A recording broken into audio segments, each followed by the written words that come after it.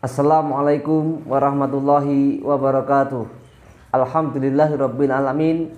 Wassalatu wassalamu ala asrafil anbiya'i wal mursalin wa ala alihi wa ashabihi ajmain. Amma ba'd, asyhadu an la ilaha illallah wahdahu la syarikalah wa asyhadu anna Muhammadan abduhu wa rasuluh. Wa qala Allah ta'ala fil Qur'anil Karim, a'udzu billahi minasyaitonir rajim. Ya ayyuhalladzina amanu la yaskhar qaumun min qaumin asa ayyakunu khairam minhum wala nisa'um min nisa'in asa ayyakunna khairam minhun wala talmizu anfusakum wala tanabaju bil alqab bisalimul fusuqu ba'dal iman wa man lam yatub fa ulaika humudz zalimun. Rekan-rekan pimpinan cabang Pemuda Muhammadiyah Kokam serta kaum muslimin dimanapun berada yang senantiasa dirahmati Allah Subhanahu wa ta'ala, marilah kita tak henti-hentinya memanjatkan segala puji syukur kita kehadirat Allah Subhanahu wa ta'ala yang telah memberikan beribu-ribu kenikmatan kepada kita, dan yang paling utama adalah nikmat iman dan nikmat Islam, nikmat hidayah yang telah diberikan olehnya kepada kita semua, sehingga pada kesempatan kali ini kita masih merasakan nikmat tersebut di dalam diri kita masing-masing. Dan marilah kita jaga kenikmatan iman dan Islam itu sampai akhir hayat kita, sampai waktu kita di dunia ini telah habis masanya yang telah ditetapkan oleh Allah Subhanahu wa ta'ala. Shalawat dan salam senantiasa tercurah kepada junjungan kita Nabiullah Muhammad sallallahu alaihi wasallam, uswah hasanah kita semua, yang mana telah memberikan segala bentuk cintanya kepada kita, bahkan saking cintanya kepada umat-umatnya, besok di yaumil akhir beliau tidak mau masuk surga sebelum umatnya semua selamat, telah diselamatkan oleh Allah Subhanahu wa ta'ala. Rekan-rekan, saudaraku semuanya, kaum muslimin yang dirahmati Allah Subhanahu wa ta'ala, pada kesempatan ini saya akan membicarakan mengenai sesuatu atau perbuatan yang sering kita lakukan dan tidak sadari kita telah melanggar aturan dari Allah Subhanahu wa ta'ala. Pernahkah kita memanggil saudara kita, memanggil teman kita dengan sebutan hewan, dengan sebutan benda-benda mati?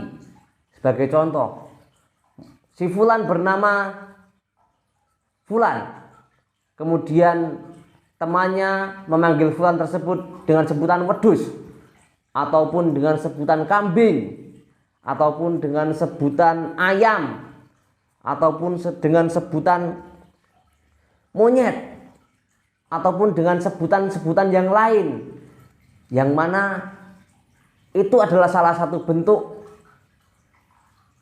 larangan yang telah ditetapkan oleh Allah dalam surat Al-Hujurat ayat ke-11. Wala talmizu anfusakum wala tanabadu bil alqab. Dan janganlah kalian semua mencela diri kalian sendiri, dan janganlah kalian saling bergelar, saling memanggil dengan gelar yang buruk atau dengan sebutan yang buruk. Dan kita sering tidak menyadari fenomena di masyarakat kita.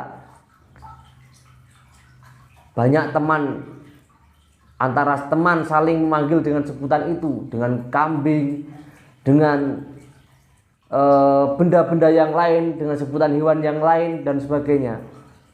Dan kadangkala kita tidak menyadari bahwa itu adalah perbuatan yang dilarang oleh Allah Subhanahu wa ta'ala. Dan konsekuensi dari melakukan perbuatan yang dilarang oleh Allah adalah mendapatkan dosa. Di situ diterangkan dalam ayat wa man lam yatub fa ulaika humudz zalimun. Dan barang siapa yang tidak bertaubat setelah melakukan kesalahan-kesalahan itu, maka mereka itulah orang-orang yang zalim.